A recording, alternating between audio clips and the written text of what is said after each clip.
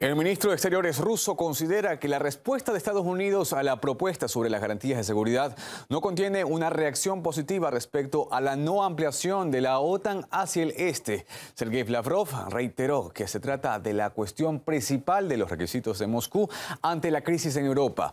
Desde el Kremlin anunciaron que no harán conclusiones precipitadas al respecto, pero lamentaron que las principales exigencias no fueran tenidas en cuenta por Washington. Semyon Senderov con más detalles. ¿Qué tal, Semyon? Cuéntanos cómo se desarrolla la situación en torno a las garantías de seguridad. Hola Fernando, ¿qué tal? Bueno, efectivamente la situación no es nada sencilla. Ahí pues ya la comentaron directamente desde la presidencia de Rusia. Dmitry Peskov, el portavoz, ha asegurado que el mismo presidente Vladimir Putin, él mismo leyó esa propuesta escrita hecha por Estados Unidos, esa respuesta a lo que proponía Rusia en cuanto a la materia de las garantías de seguridad. Entonces, lo que pudieron destacar es que lamentablemente no están de acuerdo desde Estados Unidos ni tampoco de la OTAN sobre uno de los principales puntos que exige Rusia, precisamente el de no ampliación de la alianza de la OTAN. Sin embargo, también aseguraron que hay algunos puntos secundarios sobre los cuales sí se podrá hablar. Efectivamente, de este tema también habló el canciller ruso Sergei Lavrov, que también destacaba que no hay que sacar conclusiones precipitadas, sino analizarlo detenidamente. Sin embargo, destacó que había tanto momentos positivos como negativos. Escuchemos. En cuanto al contenido de la respuesta, será conocido en poco tiempo por el público en general, como nos dijeron nuestros socios estadounidenses. Está acordado con todos los socios de Estados Unidos en la parte ucraniana. Contiene una reacción que permite esperar el inicio de un diálogo serio, pero respecto a los asuntos secundarios. Sobre el asunto principal en este documento no hay reacción positiva. El asunto principal es nuestra posición firme sobre la inadmisibilidad de la futura extensión de la OTAN hacia el este. Anteriormente escuchábamos también declaraciones de Dmitry Medvedev, el vicepresidente del Consejo de Seguridad de Rusia. Él decía que Moscú ya no puede ceder ante las exigencias de Estados Unidos, que la situación es muy cercana al límite, a las líneas rojas, de que y si no se firma este acuerdo de garantías, pues las consecuencias podrían ser muy complicadas.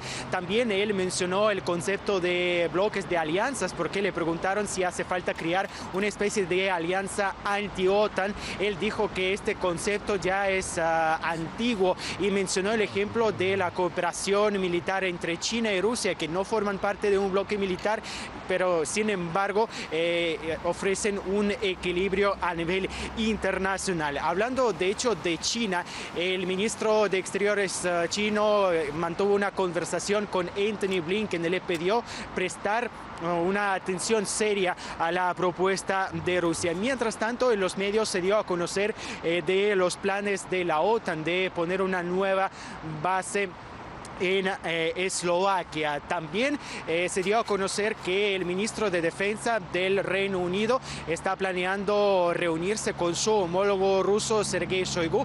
Esto es especialmente importante en el contexto de que en los medios se transmitió que el Reino Unido tiene una intención de enviar cientos de militares al este de Europa. También hubo respuesta, como decíamos, por parte de la OTAN, también escrita, donde pues decían que están dispuestos a dialogar con Moscú, están dispuestos a mantener ese contacto. Sin embargo, reafirmaban una vez más que no están dispuestos a negarse el principio de las puertas abiertas, lo que precisamente exige Rusia. Sin embargo, sí que podrían tratar los temas como el control de armamento de los misiles de medio y largo alcance y también la posición de las tropas. Pero una vez más todo se centra en la escalada de tensión que estamos observando en Ucrania. Muchísimas gracias, Semyon, por toda esa información. Estaremos atentos. Sobre este tema hablamos en directo con el periodista internacional Alberto Ravilota. Hola, ¿qué tal, Alberto? ¿Cómo evalúa usted la respuesta de Estados Unidos a las garantías de seguridad? ¿Por qué no mencionó nada sobre la no ampliación de la OTAN? Bueno, Estados Unidos, yo diría que habría que comenzar con Dante Alighieri, que en la Divina Comedia la primera frase es: el que entra aquí por esta puerta al infierno debe abandonar toda esperanza. En cierta medida es difícil tener esperanzas sobre un diálogo con la administración de Joe Biden. Para quienes hemos cubierto la política estadounidense desde hace más de medio siglo, en estos momentos Biden tiene una situación muy grave, es poco apoyo y además es de un calibre inferior a Ronald Reagan, por ejemplo, lo que es mucho decir de ya, y a los otros presidentes que pasaron por Estados Unidos. Es una situación muy difícil. Estados Unidos está en decadencia. Sus únicas armas son la OTAN, los misiles y el dólar. Tiene una deuda, Estados Unidos en estos momentos, una deuda comercial de $1 millón de millones de dólares, es decir, un 1 seguido de 12 ceros. Y no hay de parte de la Casa Blanca ni del Departamento de Estado, no hay dentro de esos organismos personas de un calibre como el que sería necesario para enfrentar toda esta problemática, el problema de la OTAN, el problema de Rusia, el problema de China, los problemas internos, la descomposición social que está viviendo Estados Unidos. Es una situación muy grave, en realidad, y yo entiendo que Rusia y China estén muy preocupados. Alberto, ahora bien, algunos socios europeos de Estados Unidos les preocupa que Washington envíe armas a Ucrania. ¿Cómo evalúa usted la situación cuando apoyan solo una parte del conflicto? En Europa hay varios países, entre ellos Alemania, que es un país muy importante, Francia hasta cierto punto, España, Italia, que están preocupados por la situación y que no necesariamente se van a plegar a todas las condiciones de la OTAN dirigida por Washington. Pero Europa todavía sigue siendo un enano en materia política, es decir, no tienen la fuerza, la capacidad de disuasión frente al imperio estadounidense. Son simplemente ayudantes de ese imperio y deberían tener una posición mucho más firme. En Ucrania hay un poder dominado bastante por los neonazis. Y eso Europa no lo debe olvidar, no lo debe dejar pasar por alto. Es algo extremadamente grave. Alberto, y cada vez se nota que hay más fricciones, diferencias entre los socios europeos y Estados Unidos. ¿A qué se deben estas diferencias, las fricciones, y quién se beneficiaría de sanciones contra Rusia, por ejemplo? Bueno, yo creo que en Europa, salvo algunos países como Polonia, Lituania, Estonia, la República Checa, en fin, hay algunos países que son verdaderamente sirvientes de Estados Unidos, de la política de la OTAN. Otros países evidentemente tienen diferencias y quieren una mejor relación con Rusia y admiten que Rusia forma parte de Europa, que no se debe descuidar esa perspectiva. Entonces hay un problema interno. Ahora, ¿cómo resolverlo dentro de la Unión Europea? Eso es algo muy difícil porque la Unión Europea es un mecanismo más burocrático que político. Claro, la importancia de Alemania es decisiva en todo este contexto, pero yo no he visto por el momento que el nuevo gobierno alemán haya tomado una política mucho más clara respecto a Rusia para frenar toda esta deterioración en las relaciones europeas, transatlánticas y con Rusia. Bueno, y hemos registrado en varias ocasiones desinformaciones que vienen de medios de Occidente. ¿Cómo usted evalúa esta estrategia mediática y a qué consecuencias podría llevar esta situación? Bueno, las consecuencias son extremadamente graves. Es de una guerra, y de una guerra con misiles, con armas atómicas. Los medios Hay diferencia. Por ejemplo, en el último número de la revista Político que apareció hoy en Estados Unidos, se da, digamos, espacio a varias a entrevistas con personajes en Estados Unidos que conocen un poco la política exterior, que son mucho más matizados y mucho más realistas de lo que es la administración de Joe Biden. Entonces, hay una ofensiva mediática, como siempre, todos estos medios que favorecen a la OTAN, que favorecen a la oligarquía global dominada por Estados Unidos. Pero también hay resquicios. Digo, yo lo veo en Europa y en Estados Unidos. E inclusive en Canadá hay algunas voces que indican de que se está yendo en una dirección extremadamente peligrosa no solo para Rusia, sino para el planeta, porque si hay una confrontación entre Estados Unidos y Rusia, es quizás el fin del planeta que conocemos, ¿no? Muy delicada la situación que se está viviendo en estos momentos, Alberto. Muchísimas gracias por su análisis. Con las naciones de esta zona. Y en este año, por primera vez, este evento tendrá lugar con la participación del ministro. También tendrá lugar una visita del ministro a la República de China. Durante las negociaciones se debatirán los asuntos más interesantes de las relaciones bilaterales y también a la preparación de la cumbre dedicada a los Juegos Olímpicos. Se debatirán los asuntos más preocupantes de la situación internacional. Y ahora vamos a empezar directamente con la agenda del día en cuanto a Siria. Después del ataque de los terroristas del Estado Islámico contra la prisión protegida por las fuerzas militares de Siria, donde se encontraban los terroristas más peligrosos del Estado Islámico, la situación empeoró. Después, el ataque con el uso de los coches bomba permitió a los terroristas penetrar en la prisión y ocupar los barrios colaterales.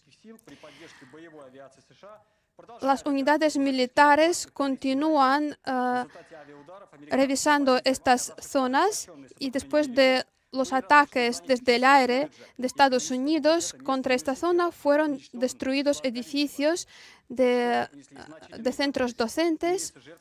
Ambas partes tuvieron víctimas.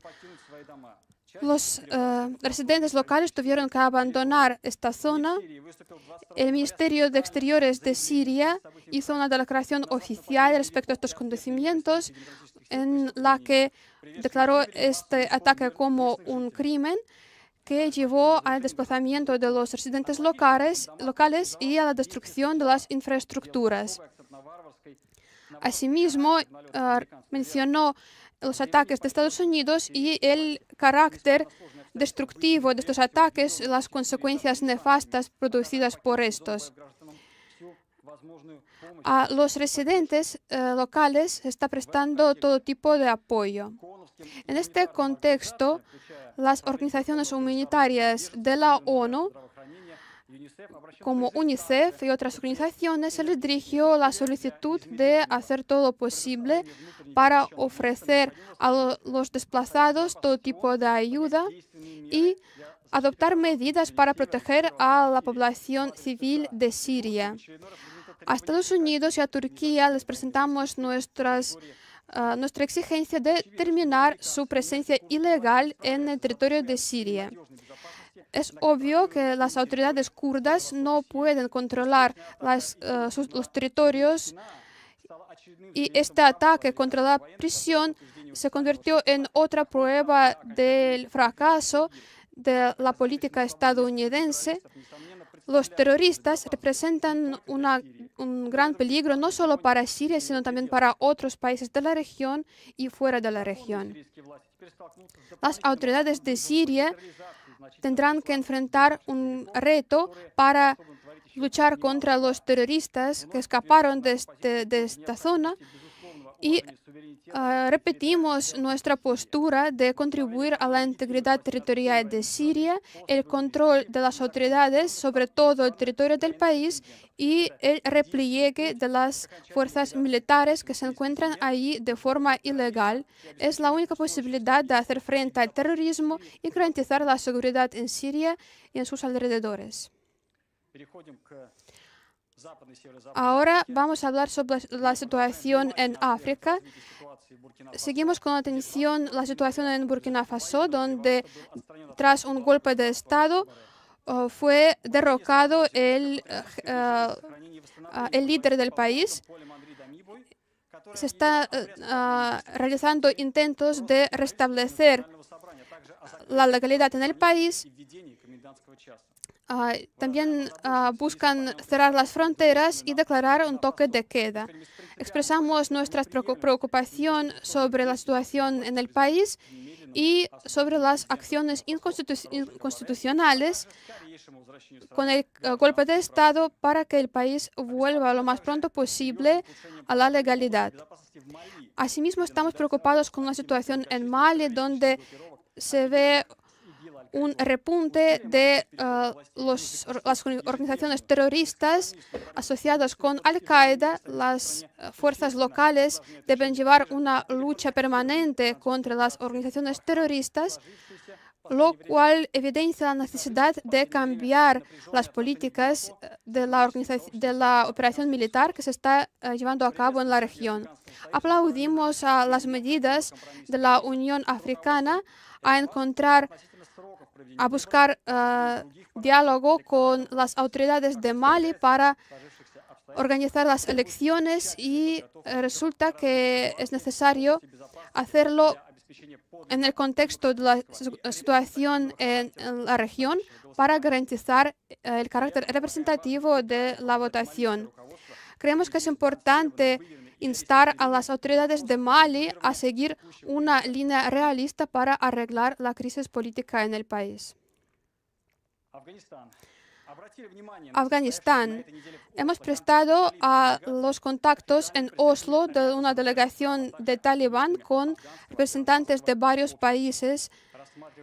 Creemos que esta reunión, por una parte, es un paso hacia reconocer el movimiento de Talibán y, por otra parte, como una creciente confianza hacia las autoridades actuales de Afganistán. Creemos que es constructivo continuar el diálogo con los activistas directamente en el territorio de Afganistán. Y ahora, en cuanto a la región más cercana, la situación en Ucrania. En la semana pasada resultó evidente que algunos países del occidente están inflando este conflicto, buscando crear un foco de inestabilidad y agudizar las relaciones entre Rusia y Europa. Estamos seguros de que sin la ayuda occidental, el conflicto en el este de Ucrania ya habría sido arreglado y tampoco se hubiera producido la llegada al poder de los extremistas. El informe del grupo de monitoreo de la OSCE evidencia que hay cambios en esta región. El secretario del Consejo de Seguridad de Ucrania declaró que no ve fundamentos para las declaraciones del Occidente sobre una posible incursión de Rusia. El ministro de Defensa asimismo dice lo mismo. Nuestro país no tiene planeado atacar a nadie y vemos como inaceptable cualquier posibilidad de una guerra entre nuestros países. Pero parece que la parte occidental lo ve de otra manera y buscan hacer todo posible para hacer realidad este plan. Y cuando la realidad no corresponde a sus planes, empiezan a inflar la situación, hablan sobre la supuesta amenaza de Rusia, incluso anuncian supuestos plazos del ataque de Rusia contra Ucrania.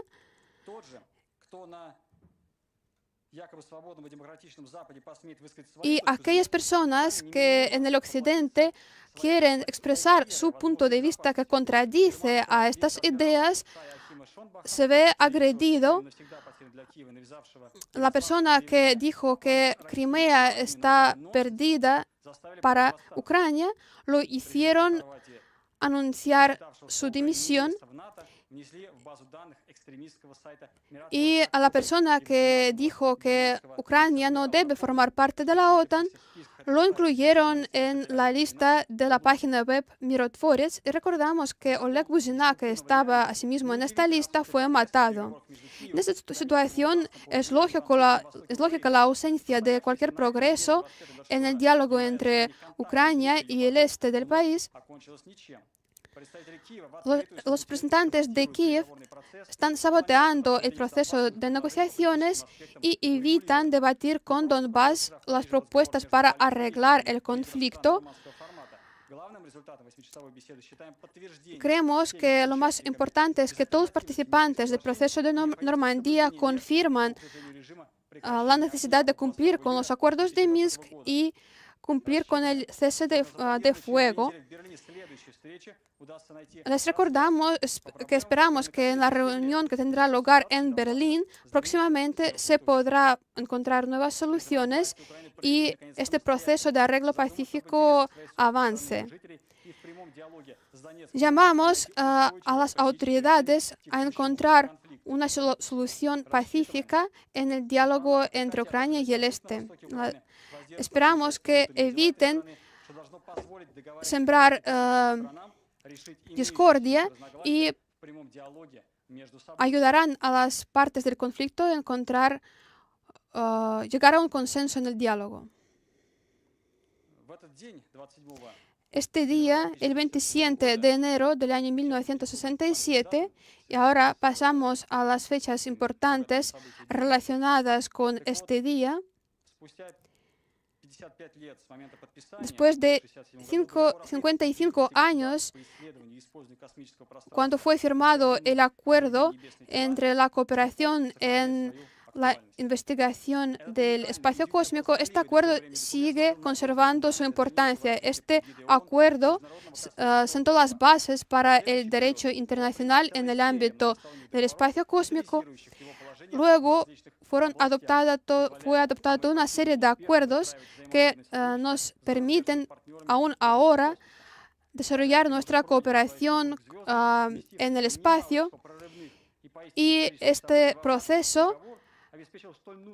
proceso el acuerdo garantizó la estabilidad en el proceso multilateral para investigar el espacio cósmico.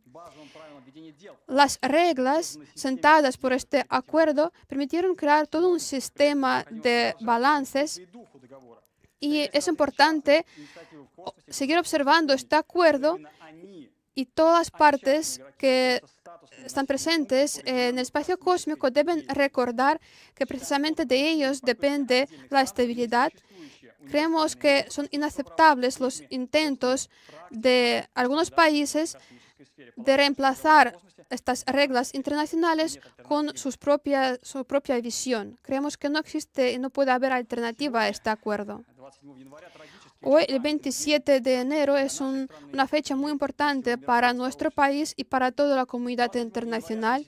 El 27 de enero de 1945, hace 77 años, las tropas soviéticas liberaron el campo de concentración Auschwitz, donde perecieron millones de personas inocentes. La Asamblea de la ONU declaró este día como el Día de Memoria de las Víctimas del Holocausto, que nos permite recordar y rendir homenaje a millones de las víctimas. Este día se realizan eventos conmemorativos y la comunidad hebrea de Moscú realiza una ceremonia dedicada a la memoria de las víctimas del Holocausto. El Congreso ruso-hebreo asimismo tiene planeado realizar un evento dedicado a este evento el 27 de enero. Esta fecha nos permite conservar la memoria de los terribles acontecimientos de este día que tuvo lugar hace 77 años y el gran aporte de las tropas soviéticas a la liberación de Europa del nazismo. Recordamos que precisamente las tropas soviéticas liberaron el Holocausto. El Auschwitz. Holocausto es uno de los crímenes más graves contra la humanidad y la memoria de este crimen asimismo incluye también la memoria de los héroes que escondían a las personas simples de los nazis y ayudaron a reducir la cantidad de víctimas. Por desgracia, en varios estados, también en estados que se consideran ejemplos de democracia, se observa intentos de heroizar a los nazis. Se destruyen los monumentos de los soldados soviéticos que sacrificaron sus vidas para liberar Europa del nazismo. Cada año, Rusia presenta su proyecto de resolución para hacer frente al nazismo y a todas las políticas que aumentan la xenofobia, la intolerancia. El 7 de diciembre del año 2021, este documento fue aprobado por 130 votos y solo países como Estados Unidos y Ucrania hicieron frente a este documento. La Asamblea de la ONU asimismo adoptó la resolución que condena intentos de negar la existencia del Holocausto. Rusia ayuda a conservar la memoria del Holocausto, el genocidio contra el pueblo hebreo y otros crímenes del nazismo. Y el 22 de enero se conmemora otra fecha importante de la Segunda Guerra Mundial, el Día de Liberación de Leningrado del sitio por las tropas nazis. Los soldados soviéticos este día liberaron casi toda la provincia de Leningrado. Este sitio duró 772 días hasta el 22 de enero de 1944, cuando la batalla de Leningrado fue una de las más sangrientas de toda la guerra. Las pérdidas totales fueron entre 1,5 y 2 millones de personas simples y soldados, incluidas a las víctimas que murieron de hambruna durante el primer año del sitio. El único camino que relacionaba la ciudad, que vinculaba la ciudad con el resto del país, era el llamado camino de vida, por el cual llevaban camiones con alimentos a la ciudad y sacaban a los residentes de la ciudad. Los alemanes continuamente bombardeaban este trayecto y cualquier viaje podría haber sido el último. Muchos camiones quedaron hundidos. Los conductores llevaron al Leningrado 361 toneladas de productos y salvaron muchas vidas de los residentes de la ciudad. Uno de estos coches fue encontrado en el fondo del lago de Ládoga, que fue restaurado y actualmente se encuentra en el museo dedicado al sitio de Leningrado. Y este camión, que se convirtió en un símbolo de la perseverancia de los defensores de la ciudad, por la iniciativa de Valentina Matvienko, fue llevado a Moscú y en estos días temporalmente se encuentra frente al edificio del Ministerio de Exteriores de Rusia. Cualquier persona puede visitar la plaza y puede ver a este testigo de aquellos años terribles.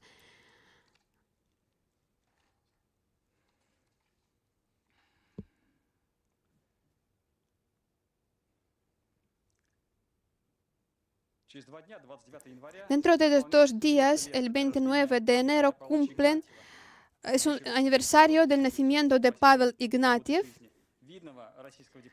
un importante diplomático ruso que actuó tanto en el servicio militar como en su servicio al Estado. Actuó como agente militar en Londres, encabezó la misión diplomática en Bujará, también estuvo en China como representante especial, actuó como un intermediario en la guerra y ayudó a firmar el acuerdo de paz que básicamente ayudó a firmar la frontera entre Rusia y China. En las condiciones, en 1964, actuó de representante en Constantinopla y también actuó como un embajador del Imperio ruso. Después de la victoria entre Rusia y Turquía, Nikolai Ignatiev tomó parte en la preparación del acuerdo de paz que ayudó a liberar a los pueblos balcánicos. Y este día es una fiesta nacional de Bulgaria. Después actuó como ministro, fue declarado general de infantería y recibió muchas condecoraciones, entre estas la Orden de Andrés. Se decidió instalar un monumento a esta persona en Vladivostok y este monumento fue inaugurado y fue el primer monumento a un diplomático ruso.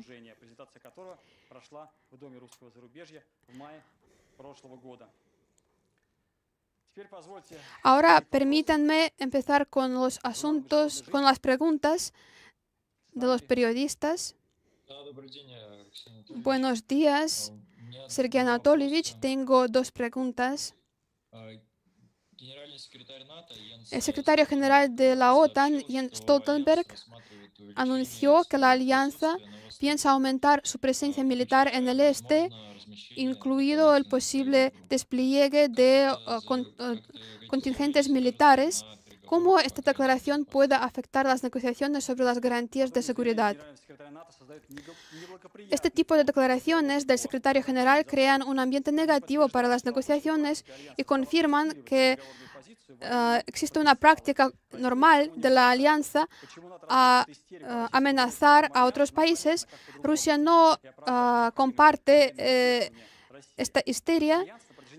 Alianza durante décadas continuamente fortalece su presencia en el este, busca explorar el territorio de otros países y casi constantemente cerca de las fronteras de Rusia están de guardia aviones y lo que busca la alianza es contener el progreso de Rusia en todas las zonas de influencia. Y también se está bajando el umbral para utilizar las armas nucleares. Les recuerdo que en Rumanía y Polonia fueron instaladas infraestructuras del escudo antimisiles que permiten lanzar misiles. Y otra pregunta. En una entrevista al canal de televisión, el presidente de Ucrania dijo que la guerra de Cisnistria, que según dijo ella fue un intento de parar el proceso dirigido a lograr la independencia del país, que Rusia fue la que lideró estos intentos. ¿Cómo estas declaraciones pueden afectar el diálogo con Rusia? Sí, hemos prestado atención a esta entrevista de la presidenta del país. Les recuerdo que Rusia es una de las partes que avalan el proceso de paz. Les recuerdo que las tropas de Rusia no estuvieron ahí y precisamente Rusia fue la fuerza que impidió el derramamiento de sangre. En este contexto no se puede hablar de que la presencia de las tropas rusas es un problema clave para lograr la paz. Le pedimos a la presidenta y otras autoridades a centrarse en las relaciones entre Rusia y Moldova y atribuir una dinámica positiva al diálogo en todos los aspectos del arreglo pacífico. Estamos dispuestos a desarrollar cooperación con Moldavia, a Rusia. A los pueblos rusos de Rusia y Moldavia les unen vínculos de mucha historia, que tienen mucha historia. Rusia hoy. Buenos días, sí, estamos aquí.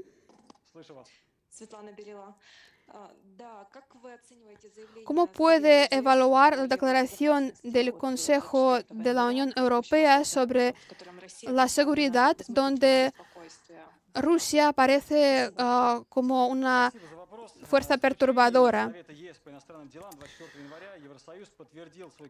El 24 de enero, la Unión Europea, con sus declaraciones, confirmó su enfoque intencionado sobre la situación internacional, que confirma, que repite las ideas de la Guerra Fría.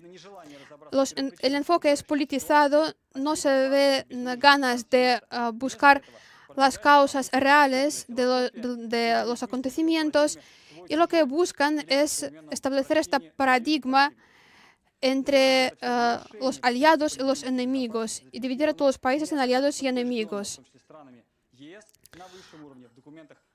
Los países de la Unión Europea y de la OSCE, en varios documentos, como la declaración del año 2010, las declaraciones son muy hipócritas, y Ursula von der Leyen, por ejemplo, en la cumbre con los países balcánicos, hizo unas declaraciones similares. Federica Mogherini dijo que para Rusia no hay lugar, no hay espacio para su política en Europa.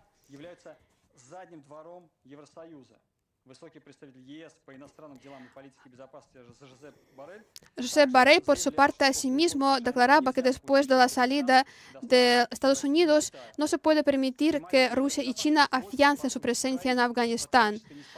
Reducen todas las negociaciones a la situación en Ucrania, después de apoyar el golpe de Estado en Ucrania y apoyar a las autoridades ucranianas que actúan en contra y que discriminan a la parte rusa de la población.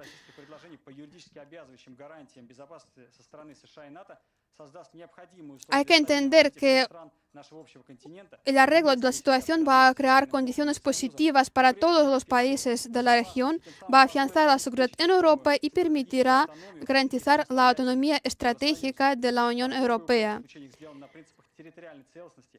Y sobre todo hay que prestar atención a la integridad territorial y a la necesidad de evitar el uso de la fuerza. Les recordamos que en el año 1999 tuvieron lugar bombardeos de Yugoslavia que llevaron a la muerte de 2.500 personas. Nos sorprenden mucho estas declaraciones después de que la Unión Europea congelara todos los acuerdos con Rusia, también en el ámbito de la seguridad internacional. También evitan contactos con Rusia para debatir los temas de seguridad, y parecen muy raras las declaraciones en este respecto, en este contexto. Buenos días. ¿En qué etapa se encuentra el proceso de la preparación de la Comisión para fijar la frontera entre Azerbaiyán y Armenia y cómo Rusia ayuda a este proceso. Sí, continuamos un trabajo intenso con nuestros socios para llevar a cabo la declaración de los líderes de Armenia, Azerbaiyán y Rusia, que contempla la creación de una comisión bilateral para fijar la frontera entre los países con la participación de Rusia. Estamos seguros de que el trabajo de esta comisión ayudará a evitar incidentes en la zona fronteriza y aportará a la estabilidad en las relaciones entre Armenia y Azerbaiyán, y vamos a informar a los medios sobre los resultados de este proceso.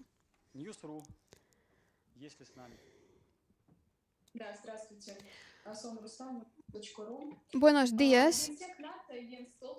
Jens Stoltenberg hace poco dijo que la alianza está dispuesta a debatir con Rusia el control sobre los armamentos y otros asuntos de la seguridad europea. Aparece en la respuesta escrita la afirmación de que hay que evitar el despliegue de armamento en Ucrania. Y en este contexto también quisiera precisar, el secretario de Estados Unidos, Antony Blinken, dijo que actualmente es Moscú la que debe tomar decisión sobre los pasos posteriores. ¿Tiene Rusia algún plan de acción en el contexto de la respuesta recibida de Estados Unidos? Muchas gracias por su pregunta, pero la tengo que redirigir a la declaración del ministro que, como dije en el inicio de esta conferencia, está publicada en la página web y por el momento es lo que podemos decir sobre este tema. ¿Puedo entonces hacer otra pregunta? Estados Unidos, en el marco de las sanciones contra Rusia, están contemplando el bloqueo de materia cruda a Europa. Alemania está preocupada con estas amenazas. También existe la posibilidad de imponer otras sanciones. ¿Cómo Rusia puede comentar la política de Berlín respecto a Rusia? Por lo que tenemos entendido, se trata del mensaje publicado por Bloomberg de que Alemania busca proteger el sector energético.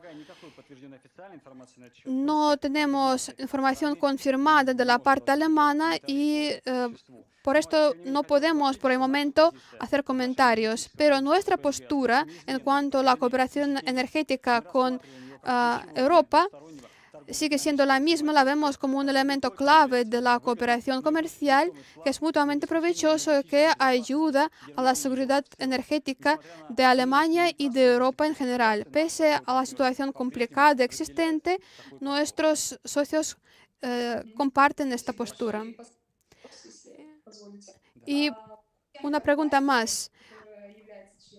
El presidente de Croacia, en su entrevista, anunció su disposición a replegar a todas sus fuerzas militares en caso de un conflicto en Ucrania. Lo podemos ver como una negativa a participar en las movilizaciones de la OTAN. ¿Cómo Moscú puede comentar esta decisión? Por lo que sabemos, los países de la OTAN no han asumido compromiso de proteger Ucrania. Ucrania es un país aliado de la OTAN y no forma parte del acuerdo. Por eso, declaraciones de los países de la OTAN no contradicen a los compromisos contraídos después de entrar en la OTAN.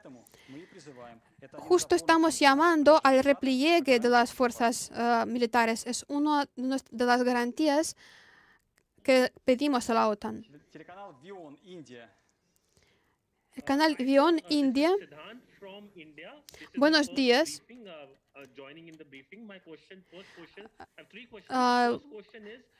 Quiero participar en la conferencia y mi primera pregunta es si la parte rusa informó a India sobre la situación actual en Europa del Este porque Estados Unidos sí que habla sobre este tema. Rusia asimismo contactó con India.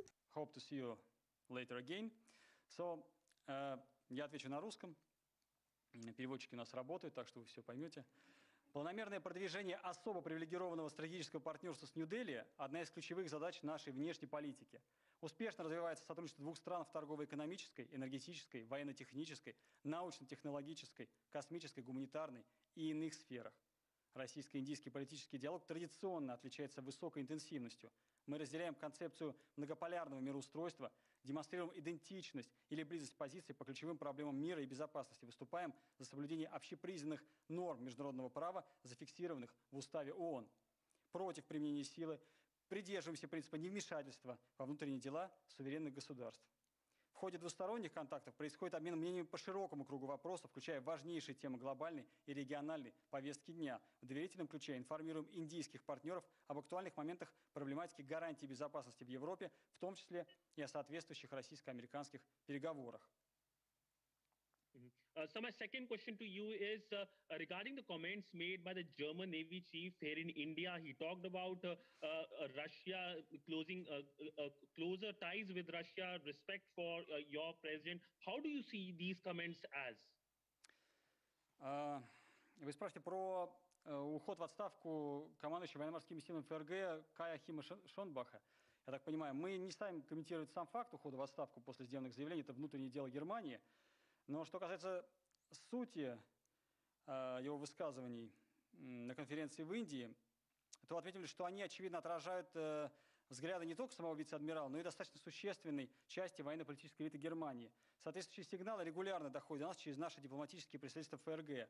У многих в Берлине есть здравое понимание истинного характера геополитических процессов, в которых в 2014 году ряд западных государств насильно втянули Украину, и законности выбора жителей Крыма в пользу воссоединения с Россией и обоснованности российских требований относительно предоставления юридических гарантий безопасности нашей страны на западных рубежах.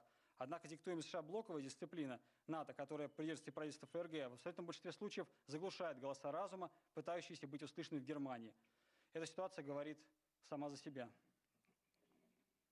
So my last question to you is regarding the visit of the Russian president. He goes to Beijing, but also the Pakistani Prime Minister goes to Beijing at the same time. Any plans of an official bilateral between the Russian president Vladimir Putin and the Pakistani Prime Minister Imran Khan in Beijing?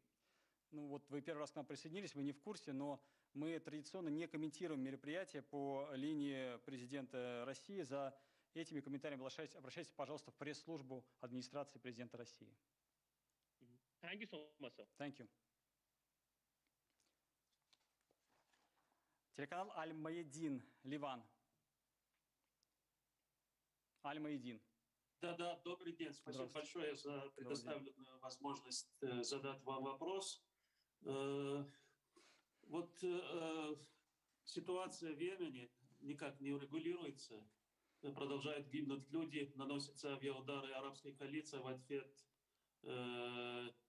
Движение Ансар Аллах хуситское наносит ответные удары по объектам инфраструктуры в Саудовской Аравии, в Эмиратах. И после недавнего обострения российский МИД выпустил заявление по этому поводу, состоялся телефонный разговор министра Лаврова со своим эмиратским коллегой. И, как утверждает иранская сторона, в ходе визита президента Ирана в Москву и его переговоров с президентом Путиным тоже обсуждался йеменский вопрос. Если немножко возвращаться в историю конфликта, Москва на первых этапах проводила встречи с представителями различных йеменских сил, приезжали в Москву, Москва с ними разговаривала, но потом наступило затишье. Можно ли, учитывая вот те последние контакты по Йемену в Москве, можно ли говорить, что Москва собирается активизировать свои усилия в этом направлении? И как это может выразиться? Спасибо большое. Да, спасибо за вопрос. Мы, естественно, внимательно следим за развитием ситуации в Йеменской республике и вокруг нее. В опубликованном 25 января на сайте Министерства России сообщений для СМИ мы выразили озабоченность в связи с новой эскалацией напряженности в этой стране, где